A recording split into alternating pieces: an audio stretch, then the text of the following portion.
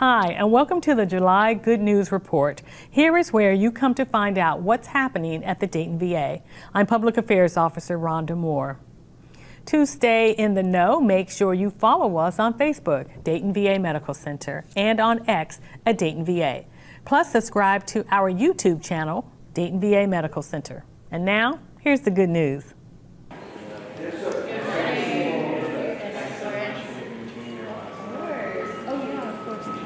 The VA Deputy Secretary spent time at Dayton VA on July 23rd. Dr. Paul Lawrence came to learn how the implementation of the Electronic Health Record Modernization, or EHRM, is going.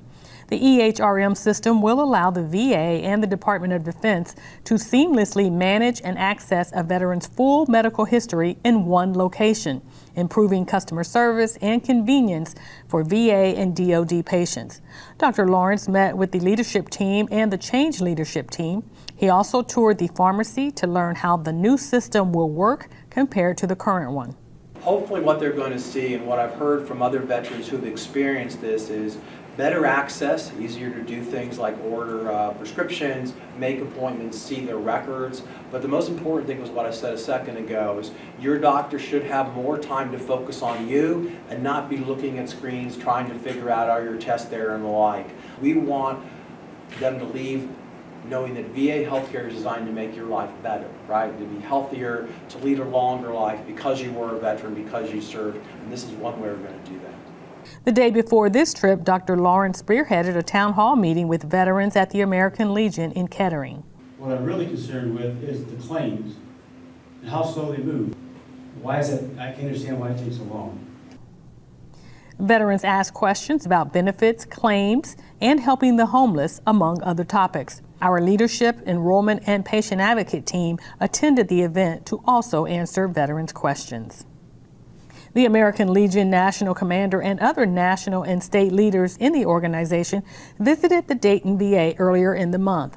They met with our leadership team and visited the Mental Health Residential Rehabilitation Program. They also toured the Victory Ridge Hospice Unit. They asked lots of questions, mostly about our homeless and suicide prevention program. We thank the American Legion for the dedication shown to veterans and for the monetary, volunteer, and in-kind donations given to the Dayton VA over the years. A concert at the Dayton VA put on by a special band.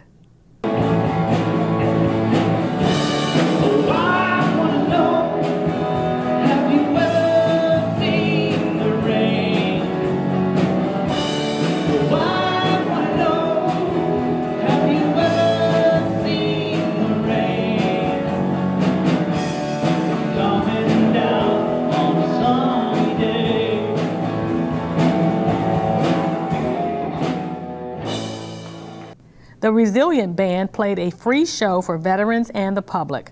The group is made up of mostly amputees and combat wounded veterans.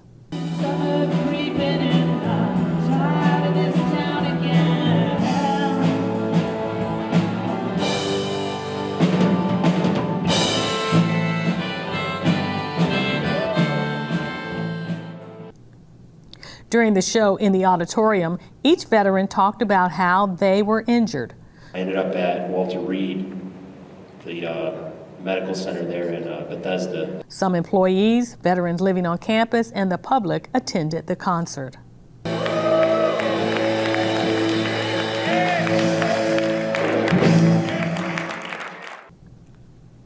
Veterans in the Gerofit program celebrated second year.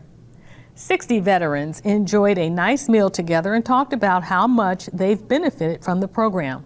Gerofit focuses on exercise, fitness, and movement while also building social relationships.